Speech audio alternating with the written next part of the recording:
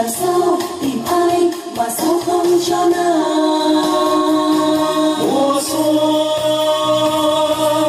má em ưng đỏ về cây như hoa núi, váy em xoe tròn mắt em nhìn lung linh, bắp chân em tròn ngược tròn không vành trăng.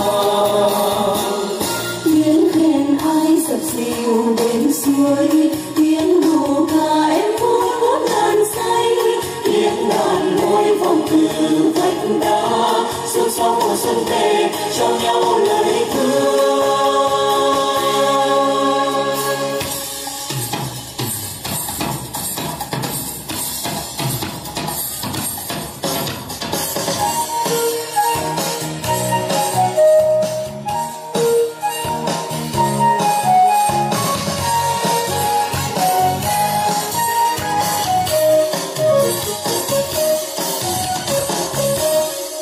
Đi hội mùa xuân có chàng trai thấp thoáng lưng núi, đêm còn bay qua đêm bao quang người, làm sao tìm ai mà sao không cho nàng.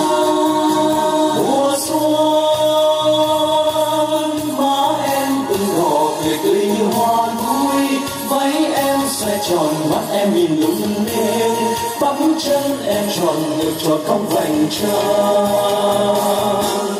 Tiếng khen ai dập dìu bên suối, tiếng đù ca em vui ngút ngàn say, tiếng đàn môi vòng từ vách đá, xuân sau mùa xuân về cho nhau lời thương.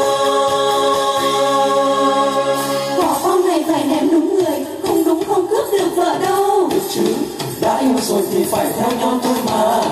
Đã yêu rồi thì phải theo nhau chứ.